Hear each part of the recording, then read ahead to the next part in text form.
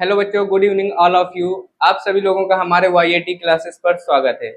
तो बेटा, कल हम लोगों ने प्रश्नावली 1.2 के कुछ जो इसमें प्रमेय यूज होने वाली थी, कल हमने कुछ प्रमेय पढ़ी थी, जिस जैसे 1.2 प्रमेय और 1.3, और उसी के आगे कुछ हम लोगों ने एग्जाम्पल्स भी किए थे। और बेटा, आप लोगों को एक एग्जाम्पल हमने होमवर्क के लिए भी दिया था, तो आई होप आप लोगों ने वो एग्जाम्पल्स कर लिया होगा। और जिन बच्चों ने नहीं किया है तो आज हम लोग उसको फिर से करने वाले हैं। तो बिना देरी किए हुए हम लोग आज क्लास स्टार्ट करते हैं। और जिन बच्चों ने अभी तक हमारे चैनल को लाइक शेयर एंड सब्सक्राइब नहीं किया है तो वो जाके लाइक कर लें और ज़्यादा से ज़्यादा शेयर करें। तो बिना देरी के बच्चों स्टार्ट करते हैं अपनी क्लास। तो कल हम लोगों ने बेटा उदाहरण नंबर 5, ये √3 एक अपरिमेय संख्या, ये वाला होमवर्क पे दिया था।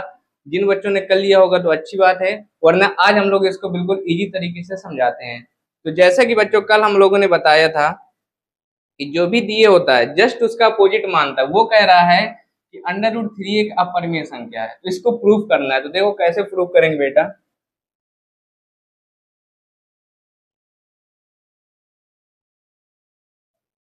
सबसे पहले बेटा हल करते हैं, तो हम जस्ट इसके अपोजिट मानते हैं। माना √3 एक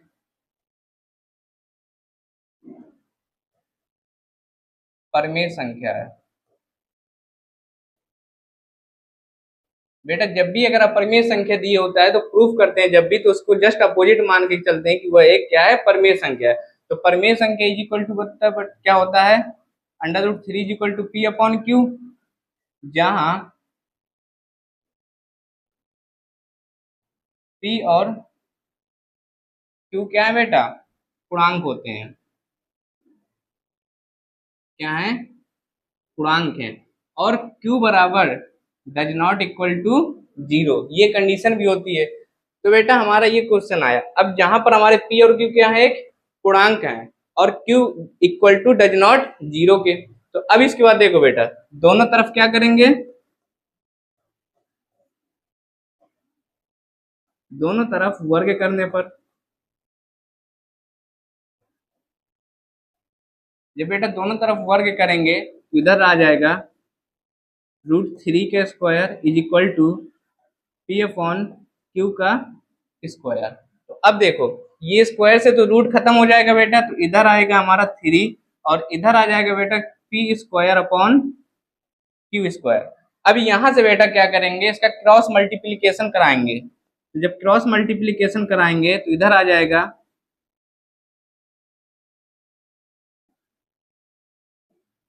3q² is equal to P square. तो अब देखो बेटा, ये क्यू स्क्वायर के मल्टीपल में है 3, तो इधर जाएगा तो कहे में जाएगा, डिवाइड में जाएगा। तो Q square is equal to P square upon 2। तो बेटा अगर यहां से देखा जाए तो यहाँ क्या हो रहा है, देखो अगर यहाँ देखा जाए तो चूंकि पी स्क्वायर 2 से विभाजित होता है, देखो जो टी स्क्वायर है 2 से विभाजित हो रहा है बेटा, तो इसलिए पी भी क्या होगा, 2 से विभाजित होगा। पी भी क्या होगा बेटा, 2 से विभाजित होगा। ये हमने कहा सीखा था, ये हमने सीखा था प्रमेय 1.2 से। कि देखो बेटा, अगर पी स्क्वायर जो है हमारा किससे डिवाइड हो रहा है, 2 से डिवाइड हो रहा है, 2 से विभाजित हो रहा है, तो हमारा जो पी होगा वो भी हमारा किससे होगा, 2 से विभाजित होगा। ये हमने किस में पढ़ा था कल, प्रमेय 1.2 में। अब इसके बाद देखो, यहां से हम लोग लिख सकते हैं, अतः, और इसको बेटा समीकरण 1 मान लेना, इसको क्या मान लेना, समीकरण 1 मान लेना। तो अब यहां से लिख सकते हैं, अतः हम लिख सकते हैं P बराबर 2m। अब P बराबर 2m कैसे आए बेटा, अगर फॉर एग्जांपल जैसे अगर P बराबर अगर हमारा 16 था बेटा, तो अगर इसके हम फैक्टर करेंगे तो 2 से काटेंगे तो 8, फिर 2 से काटेंगे तो 4, और 2 से काटेंगे तो 2 और 2 से काटेंगे तो 1। अब जैसे ये फैक्टर है इसके, अगर इनका मल्टीप्लाई कराएंगे 2 गुणे 2 गुणे 2 गुणे 2 तो 2 2 दूनी 4 4 दूनी 8। अब जैसे ये हमारा 8 आया तो इसी को अगर हम लोग m मान लें तो यहाँ से हम क्या लिख सकते हैं 2m लिख सकते हैं। तो इस प्रकार से हमने यहाँ पर माना कि p बराबर 2m, इसी के यानी फैक्टर के रूप में। तो अब जो है p का मान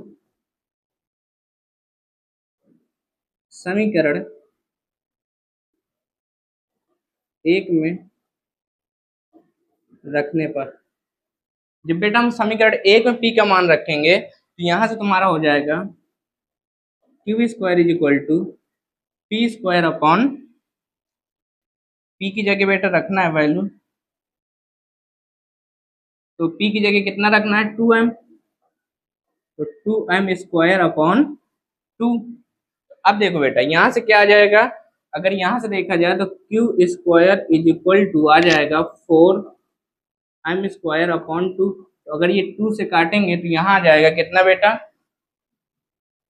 Q square is equal to 2m square. अब इसके बाद देखो बेटा यहाँ करते हैं तो हमारा कितना आया, Q square is equal to 2m square. अब देखो अगर इसको ये 2 यहाँ पर इसकी डिवाइड में आ जाएगा तो यहाँ से क्या बचेगा, m square equal to Q square upon 2। तो अगर बच्चे देखा जाए यहाँ पर तो चूंकि जो क्यू स्क्वायर है वो किससे विभाजित हो रहा है, 2 से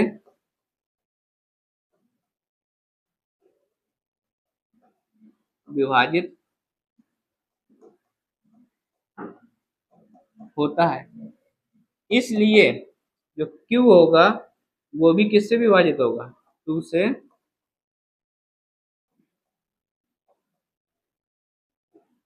विभाजित होगा। ये हमने बेटा कहाँ सीखा था, ये हमने प्रमेय 1.2 में पढ़ा था। तो अब इसके बाद देखो तो अतः यहां से बेटा लिखेंगे चूंकि P और Q क्या आते हैं, पूर्णांक है। P और Q हमने क्या माना था बेटा, अपूर्णांक थे, और जो कि हमारे 2 से विभाजित हो रहे हैं। तो इसका मतलब ये है कि जो हमने अपनी अवधारणा ये हमने जो माना था इसका मतलब वो हमारी अवधारणा क्या हो रही है, गलत हो रही है। तो इसका मतलब क्या है, ये एक अपरिमेय संख्या। तो यहां से लिख सकते हैं बेटा हम लोग, यहां से लिख लेंगे अतः हमारा कथन गलत था, इसलिए अंडर रूट 3 एक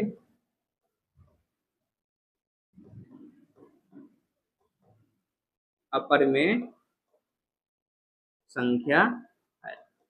देखो बच्चों एक बार फिर से रिपीट करते हैं बच्चों। देखो सबसे पहले क्या कह रहा है कि अंडर रूट 3 एक अपरिमेय संख्या, ये हमें प्रूफ करना है। तो सबसे पहले देखो हम इसके जस्ट अपोजिट मान के चलते हैं। माना अंडर रूट 3 एक क्या है, परिमेय संख्या है। तो परिमेय संख्या जहाँ पी और क्यू क्या है बेटा, एक पूर्णांक है। और कैसे पूर्णांक होते हैं, ये एक सहअभाज्य पूर्णांक होते हैं। यानी कहने का तात्पर्य होता है कि अगर इनका हम लोग एचसीएफ यानी मासा निकालें तो कितना आना चाहिए, मासा 1 आना चाहिए, और Q बराबर 0 नहीं होना चाहिए। तो इसके बाद देखो दोनों तरफ वर्ग करने पर, जब यहाँ से इसके आगे प्रूफ करेंगे तो सबसे पहले क्या करेंगे, दोनों तरफ हम वर्ग करेंगे। जब वर्ग करेंगे तो रूट 3 का square is equal to P upon Q का स्क्वायर करेंगे। इसके बाद ये स्क्वायर से रूट खत्म हो जाएगा तो यहाँ 3 is equal to P square upon Q square आया। इसके बाद हम यहाँ से क्रॉस मल्टीप्लाई कराएंगे बेटा। तो जब क्रॉस मल्टीप्लाई कराएंगे तो 3q square is equal to P square. अब ये 3 मल्टीप्लाई में इधर जाएगा तो डिवाइड में, तो Q square is equal to P square upon 2।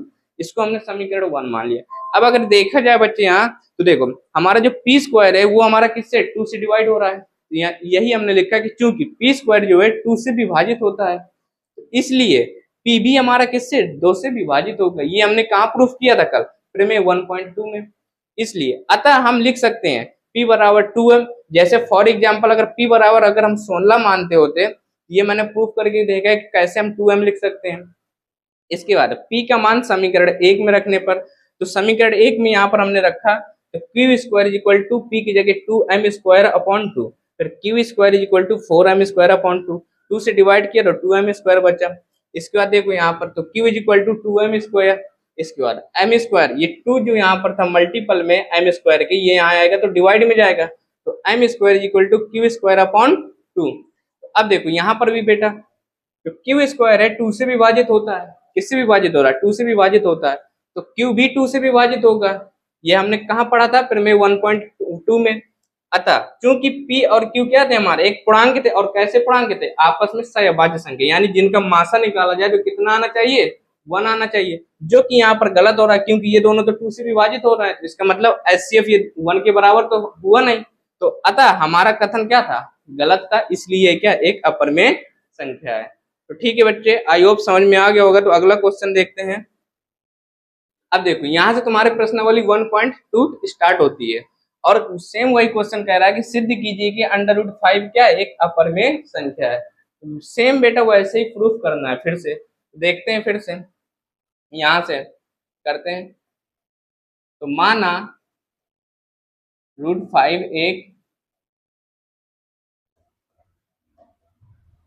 परिमेय संख्या है। ठीक है बेटा, तो हमने क्या मान लिया कि √5 एक परिमेय संख्या है। तो इसके बाद देखो, जब √5 परिमेय संख्या है तो √5 इज इक्वल टू क्या आएगा, P अपॉन Q। यहाँ पर लिखेंगे जहां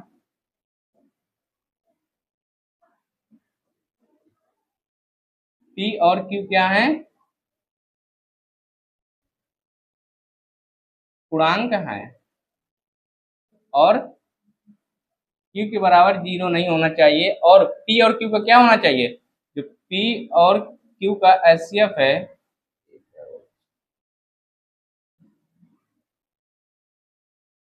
जो P और Q का जो HCF निकल के आएगा, इनका जो HCF निकल के आएगा वो कितना होना चाहिए, 1 के बराबर होना चाहिए। आया बच्चों समझ में। तो अब इसके बाद देखो, तो सेम वही करेंगे यहाँ पर, दोनों तरफ वर्ग करने पर।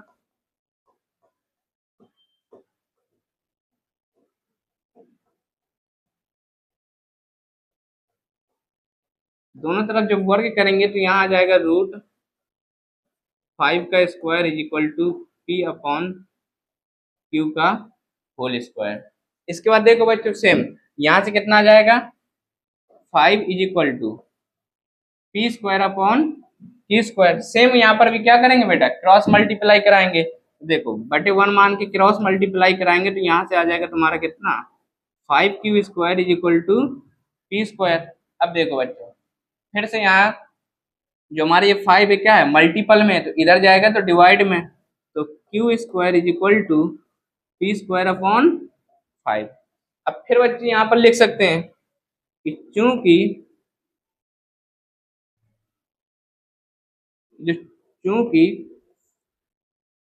P स्क्वायर, इसको समीकरण 1 मान लेना, जो P स्क्वायर है वो किससे विभाजित हो रहा है, 5 से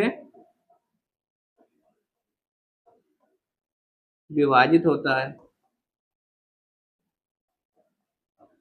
जब बेटा 5 से विभाजित होता है तो इसलिए P भी 5 से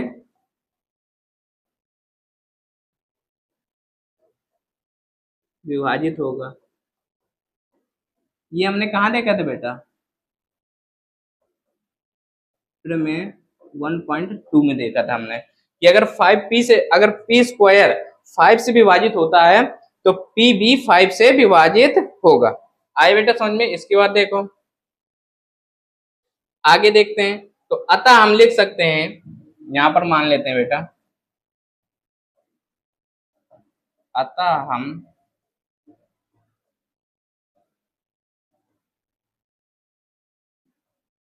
लिख सकते हैं P बराबर 2R। P बराबर बेटा कितना मान लिया हमने, 2R मान लिया। तो अब P का मान समीकरण 1 में रख देते हैं, यहां से लिख लेंगे P का मान समीकरण 1 में रखने पर, जब बेटा समीकरण 1 में रखेंगे तो समीकरण 1 कितना है हमारा, Q square is equal to P की जगह 2R के स्क्वायर अपॉन 5 तो Q square is equal to, sorry बेटा, यहाँ पर हम लोग 5r मान लेते हैं। कितना मान लेते हैं बेटा? 5r मान लेते हैं। यहाँ पर 5r का स्क्वायर इज इक्वल टू, तो कराएंगे तो कितना आ जाएगा? 25r square upon 5।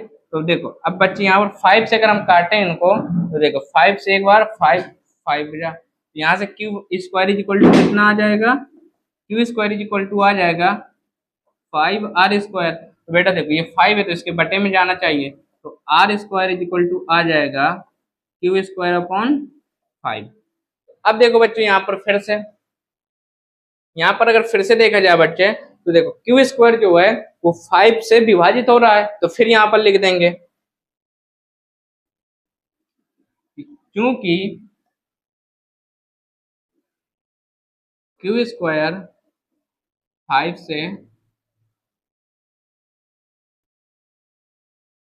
विभाजित होता है, तो इसलिए क्यू भी 5 से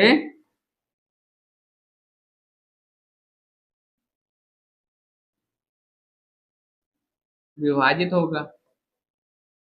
ये बेटा हमने कहाँ देखा था? ये वाली प्रमेय 1.2 में हमने देखा था, यहाँ लिख सकते हैं प्रमेय 1.2 से। ठीक है, ये हमने कहाँ देखा कि अगर क्यू स्क्वायर 5 से विभाजित होता है तो क्यू भी 5 से विभाजित होगा। ये हमने कहाँ देखा था? प्रमेय 1.2 में। तो अतः बेटा देखो, तो चूंकि हमने क्या किया था, देखो एक पी और क्यू क्या है? हमारे पूर्णांक है, और कैसे पूर्णांक है? जिनका एचसीएफ 1 आना चाहिए। बट यहाँ पर देखो तो ये तो दोनों 5 से विभाजित हो रहा है, देखो पी भी, तो यहाँ लिख सकते हैं कि अतः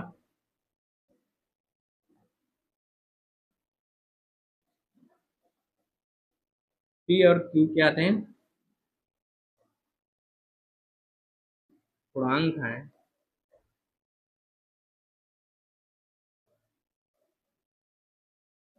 जिनका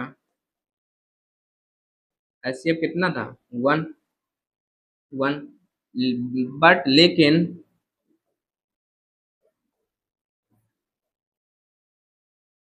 पी और क्यू 5 से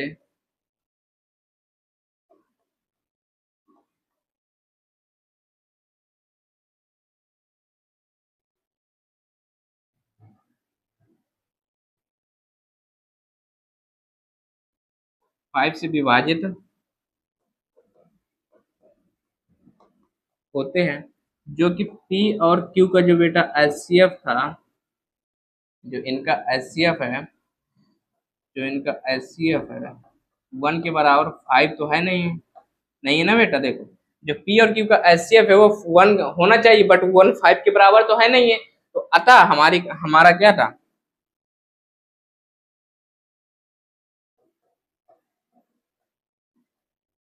हमारा कथन गलत था। अतः √5 एक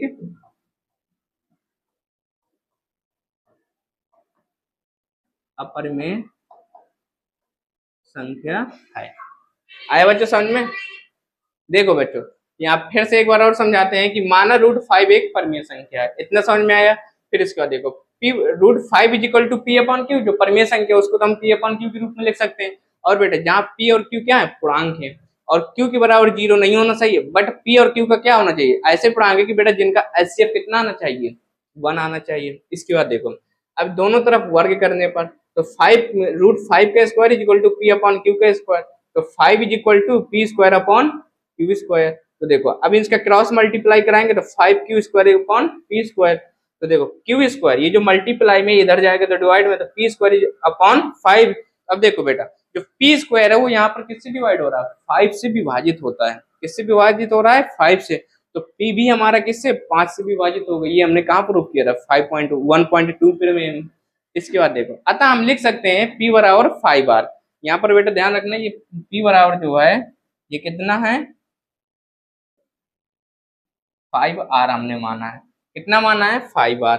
तो फिर p का मान समीकरण 1 में रखने पर, जब समीकरण 1 में रखेंगे तो q square equal to P square था, तो यहाँ पर 5r के square upon 5, q square equal to 5 का स्क्वायर 25 और r स्क्वायर का r स्क्वायर अपॉन 5, 5 से काटेंगे तो 5 बार में, तो q square equal to 5r square. तो फिर देखो r square equal to q square upon 5। अब देखो बेटा यहाँ से अगर देखा जाए तो q स्क्वायर भी किससे डिवाइड हो रहा है, 5 से विभाजित होता है, तो 5q भी हमारा किससे विभाजित होगा, 5 से विभाजित होगा। ये हमने कहाँ देखा था, प्रमेय 1.2 में। तो अतः p और q क्या थे, पूर्णांक थे, और जिनका एचसीएफ कितना होना था, 1 के बराबर था। लेकिन p और q 5 से विभाजित होते हैं, जिनका p और q जो एचसीएफ है वो 1 के बराबर नहीं है, तो हमारा कथन गलत था। अतः √5 एक क्या है, अपरिमेय संख्या है। आया बच्चों समझ में? तो ठीक है बेटा, नोट डाउन करो इसको। अगला क्वेश्चन देखते हैं। अगला क्वेश्चन देखो क्या कह रहा है बेटा, सिद्ध कीजिए कि 3 + √5 एक अपरिमेय संख्या है। देखो बच्चों इसको कैसे सॉल्व करेंगे, तो सेम इसको भी वैसे ही करेंगे बेटा। तो देखो कैसे करेंगे यहाँ पर। तो सबसे पहले हम लोग क्या करते हैं, हल। देखो इसको कैसे करेंगे, सेम वही माना 3 + 2√5 एक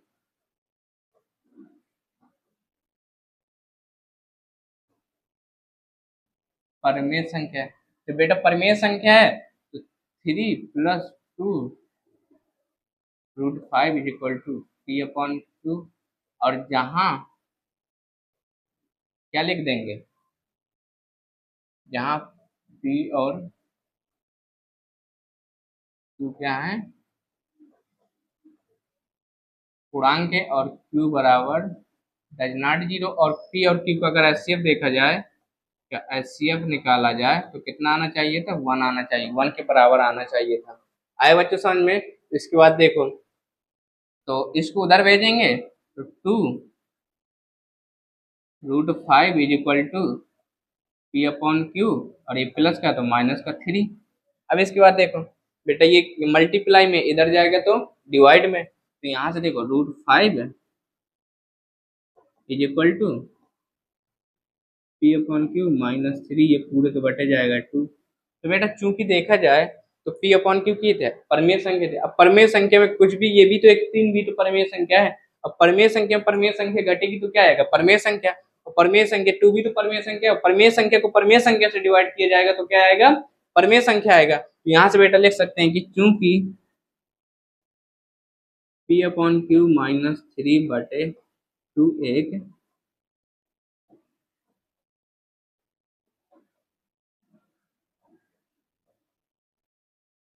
परमेय संख्या है। क्या है बेटा, परमेय संख्या है, लेकिन √5 इसको बेटा समीकरण 1 मान लेना या इसको, ठीक है। तो लेकिन √5 जो है एक अपरिमेय संख्या है,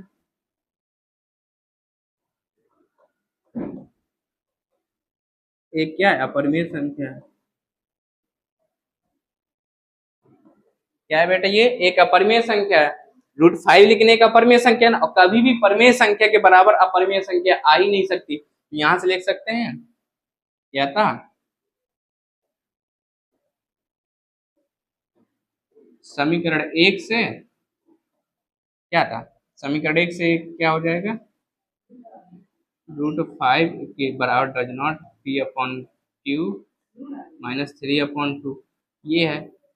तो बस यहाँ से लिख देंगे, ये √5 से बराबर नहीं होना चाहिए, बट यहाँ तो बराबर दिए, तो अतः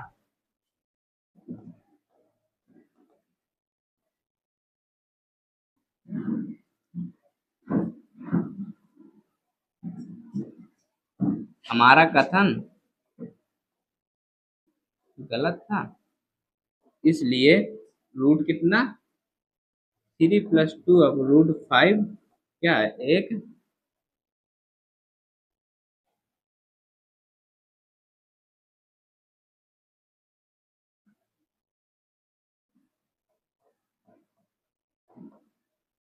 अपरिमेय संख्या है। बताओ, इतना इजी करना था बेटा, नोट करो इसे भी। चलो अगला क्वेश्चन देखते हैं। अगला क्वेश्चन कह रहा है, ये यहाँ से इसके बाद, हाँ, अगला क्वेश्चन कह रहा है कि सिद्ध कीजिए कि निम्नलिखित संख्याएं परमेय अपरिमेय संख्या है। तो देखो निम्नलिखित संख्या, तो सबसे पहले देखो एक पहला नंबर क्वेश्चन को सॉल्व करते हैं। तो पहला क्या है बेटा, देखो 1/√2, इसको क्या करेंगे, माना 1/√2 एक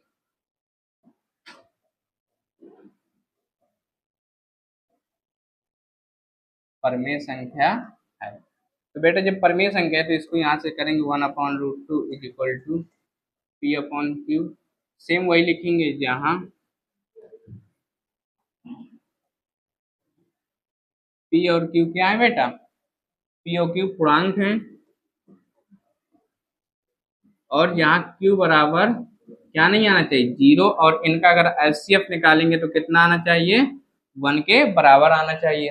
तो देखो सेम बेटा यहाँ पर क्या करेंगे, इसको सॉल्व करने के लिए इसका व्युत्क्रम कर देंगे। क्या करने पर, व्युत्क्रम लेने पर।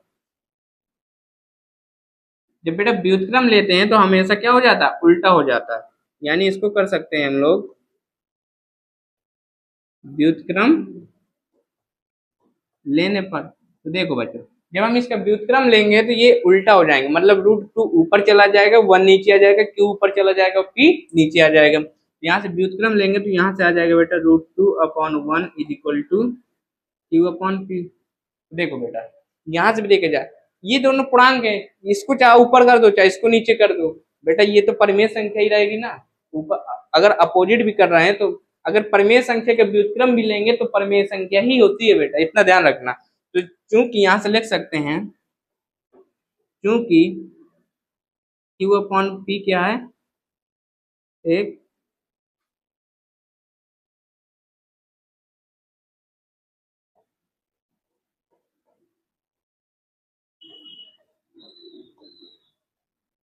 क्या है बेटा, परिमेय संख्या है, लेकिन जो ये √2 है, √2 एक क्या है, अपरिमेय संख्या, ये हम प्रूफ कर चुके हैं।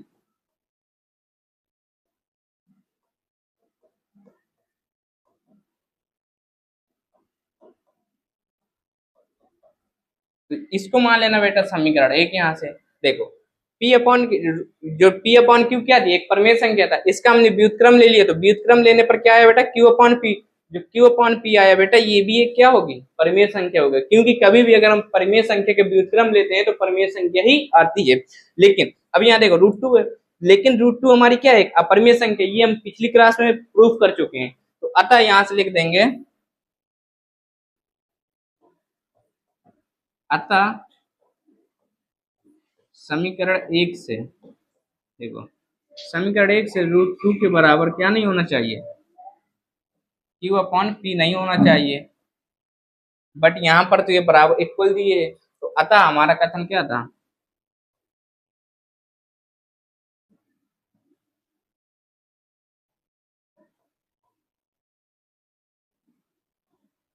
हमारा कथन गलत था, और इसलिए रूट कितना कितना लिखा है बेटा,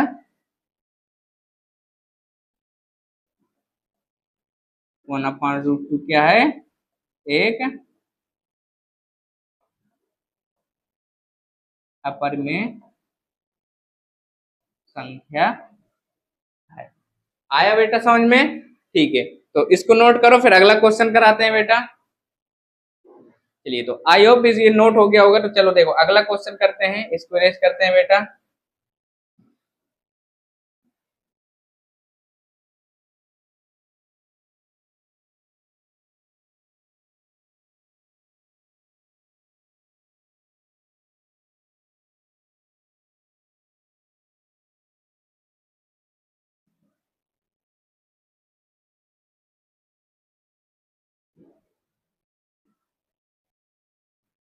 देखो अगला क्वेश्चन करते हैं बेटा। अगला क्वेश्चन क्या कह रहा है, दूसरा नंबर हमारा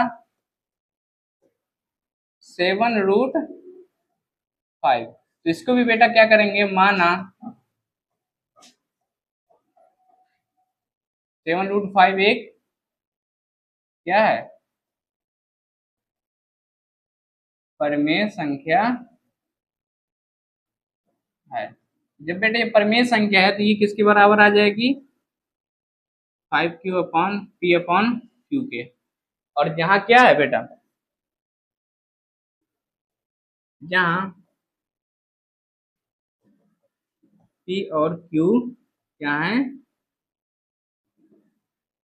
पूर्णांक है, और q के बराबर 0 नहीं होना चाहिए, और p और q का अगर हम एचसीएफ निकालें तो कितना आना चाहिए, 1 के बराबर आना चाहिए।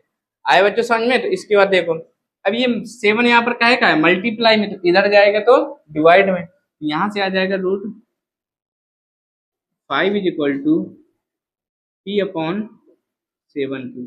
तो बेटा देखो, क्या 7 क्या है, एक परिमेय संख्या है कि नहीं है, और q क्या था, एक परिमेय संख्या ये पूरी। तो जब भी बेटा परिमेय संख्या के साथ कोई धन पूर्णांक यानी पूर्णांक, ये जो परिमेय संख्या की पूर्णांक है, तो इसका भी अगर हम मल्टीप्लाई कराएंगे तो क्या आएगा, परिमेय संख्या ही आएगा। इसको यहाँ से क्या कर देना, समीकरण 1 दे देना, और यहाँ से बेटा लिख देना कि चूंकि p अपॉन 7q क्या है, एक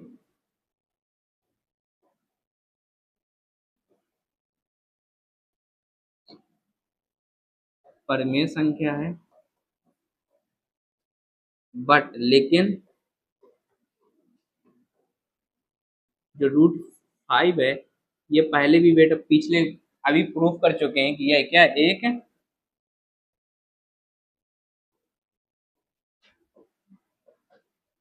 अपरिमेय संख्या है। क्या है बेटा, ये एक अपरिमेय संख्या है। तो जब ये अपरिमेय संख्या है तो यहां से लिख सकते हैं कि अतः समीकरण 1 से, क्या लिख सकते हैं कि √5 के बराबर कभी भी परिमेय संख्या नहीं आ सकती। क्या नहीं आ सकती बेटा, कभी भी परिमेय संख्या के बराबर अपरिमेय संख्या नहीं आ सकती। बट यहाँ तो क्या है, ये इक्वल है, तो अतः हमारा कथन क्या है, गलत है।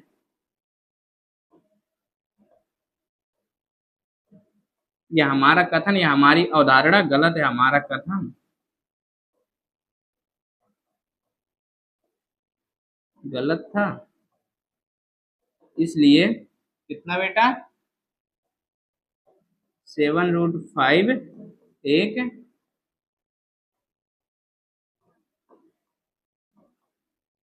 अपरिमेय संख्या है।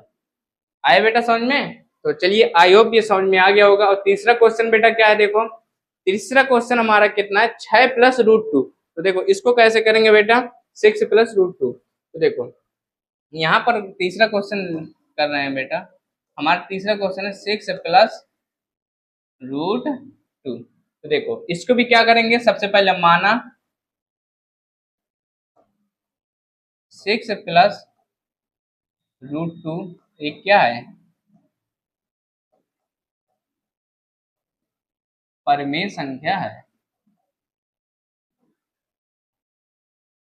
क्या है बेटा, एक एक परिमेय संख्या है। जब परिमेय संख्या है तो इसको भी सेम वैसे करेंगे, 6 plus √2 is equal to p upon q। जहां क्या लिखना है, जहां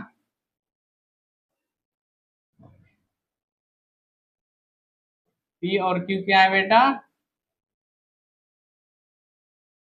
पूर्णांक है, और q के बराबर क्या नहीं होना चाहिए, 0 नहीं होना चाहिए, और इनका जो एचसीएफ आएगा p और q का, तो कितना आना चाहिए, 1 के बराबर आना चाहिए। आए बच्चों समझ में। इसके बाद देखो, अब ये 2 इधर, 6 किसका है, प्लस का, तो इधर जाएगा तो माइनस का, यहाँ से फिर क्या बचेगा, √2 is equal to p upon q, और ये माइनस का 6। तो बेटा देखा जाए तो ये क्या है, ये तो एक हमारी, ये देखो अगर इसमें देखा जाए, ये जो हमारी p अपॉन q थी, ये बेटा क्या दी है, परिमेय संख्या। और 6 भी कैसी है, परिमेय संख्या ही तो। जब बेटा परिमेय संख्या को भी घटाएंगे तो क्या आती है, हमारी एक परिमेय संख्या ही प्राप्त होती है। तो यहाँ से फिर वही चीज लिख लेंगे, क्योंकि p अपॉन क्यू माइनस 6 एक क्या है,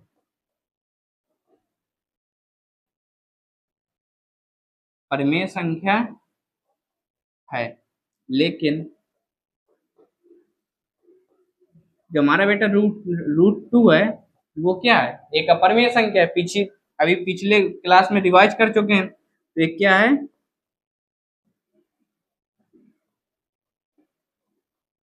एक अपरिमेय संख्या है। तो बेटा देखो यहाँ से इसको समीकरण 1 मान लेना यहाँ पर। तो देखो ये एक हमारी परिमेय संख्या थी, और लेकिन √2 तो हमारी एक अपरिमेय संख्या है ना बेटा। कभी भी परिमेय संख्या के बराबर तो अपरिमेय संख्या हो ही नहीं सकती। बस यहाँ से लिख देंगे इस समीकरण 1 से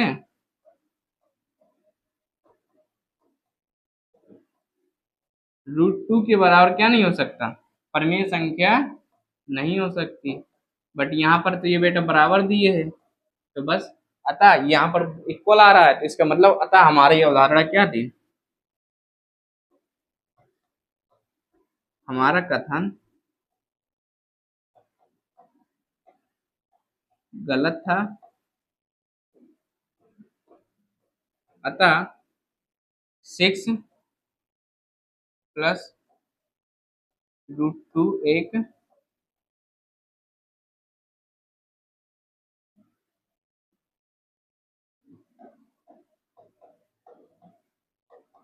अपरिमेय संख्या है। तो देखो बच्चों एक बार फिर से रिवाइज करते हैं कि हमारा दिए था कि 6 प्लस √2 प्रूफ करना था कि एक अपरिमेय संख्या है कि नहीं है। तो सबसे पहले देखो जस्ट उसका अपोजिट मानते हैं। तो माना 6 प्लस √2 एक क्या है, परिमेय संख्या है। इसके बाद देखो जब परिमेय संख्या तो परिमेय संख्या P/Q के बराबर होती है। तो 6 प्लस √2 के इक्वल हमने P/Q में लिखा, और यहाँ हमने माना कि P और Q क्या है, एक पूर्णांक है, और Q के बराबर 0 नहीं होना चाहिए। और P और Q कैसे पूर्णांक है, जिनका हमारा HCF कितना आना चाहिए, 1 आना चाहिए, यानी मासा हमारा उसका कितना निकलना चाहिए, 1 निकलना चाहिए। अब देखो अब ये यहाँ प्लस का था 6, तो इधर जाएगा तो माइनस का। तो √2 is equal to P/Q minus 6। अब देखो सबसे पहले ये हमारी क्या थी, एक परिमेय संख्या थी। जब परिमेय संख्या में ही 6 भी तो एक हमारी परिमेय संख्या है। जब परिमेय संख्या में किसी परिमेय संख्या को घटाते हैं या जोड़ते हैं तो हमारा परिमेय संख्या ही निकल के आता है।